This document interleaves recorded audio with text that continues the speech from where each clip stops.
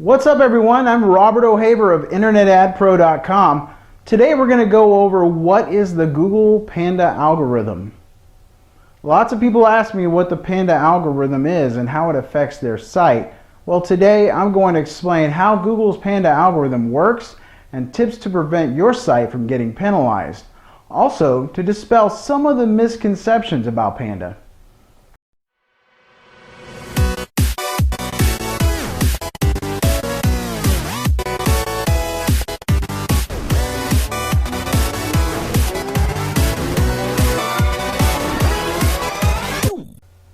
In an effort to clean up Google's search results, Google released an algorithm that was codenamed Panda. Put in simple terms, Google Panda Algorithm is essentially a filter, and certain elements of a site can trigger the algorithm to lower or improve the site's ranks based on the key factors on the site.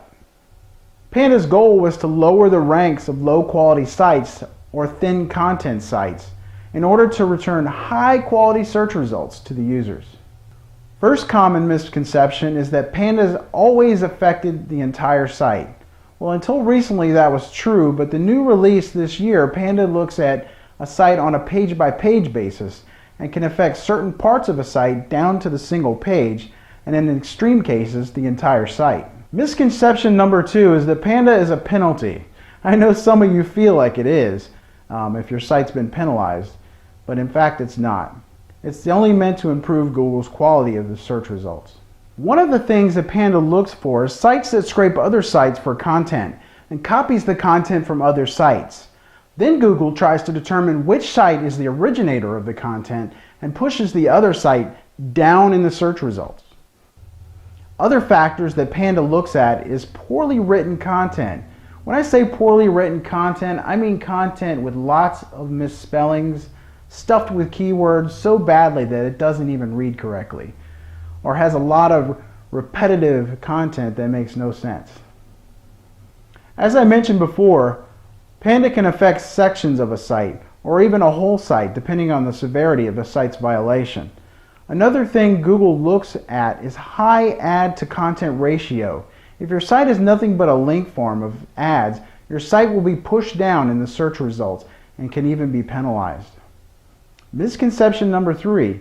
If you did not get a warning from Google that you have a penalty on your site, then you must be safe.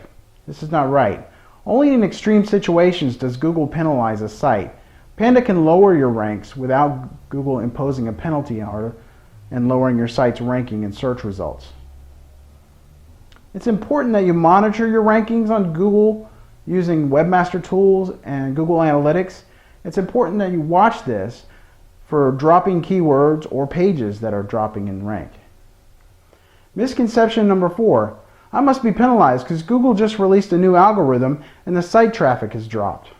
If an algorithm refresh or update comes out and your site drops in rank, this happens to some sites. All too often I've seen an algorithm update or refresh, and some sites will do an extreme fluctuation in rank, only to find in about a week or two it comes right back.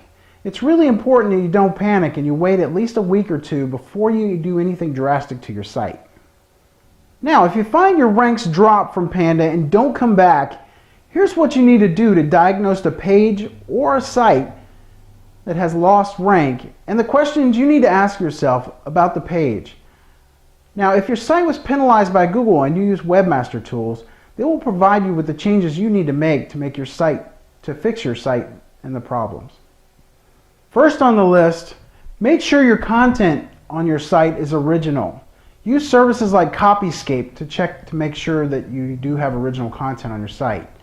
If you find you do have duplicate content on your site, it's important that you completely change that content to make it original. Panda's gotten smarter, and just changing words here and there or synonyms will not work. Make sure the content offers value. Anything that doesn't, remove it. Remove content that is overlapping or redundant on the site. Don't stuff your pages with keywords. Use several variations of keyword phrases. Keep it specific to your product or service offering, and use long tail keywords. Write your content for people visiting your site, not for search engines. It's important that your content answer a question or solve a problem. Write your content so that people visiting your site can find and navigate to that, what they're looking for, in a clear, easy manner. Have your content written professionally or by someone with good writing skills. Try to avoid spelling and grammar mistakes. Remove or fix pages with little content that unsubstantial or otherwise lack in specifics. Make sure your site's crawlable and easy to navigate. A big factor Panda looks at in ranking is page load time. Ideally, a page should load in under 3 seconds. So make sure you optimize your images and everything on the page. Make sure your content is easy to read. Font size, colors are very important. Avoid over-optimization of a site. If you have any questions regarding Panda or anything I just covered, please leave your questions or comments below and I'll answer them. But that's it for this episode. I ask that you please subscribe to this channel for more up-to-date tips, tutorials, and interviews with some of the top influencers in search engine marketing, search engine optimization, and social media. Thank you for watching.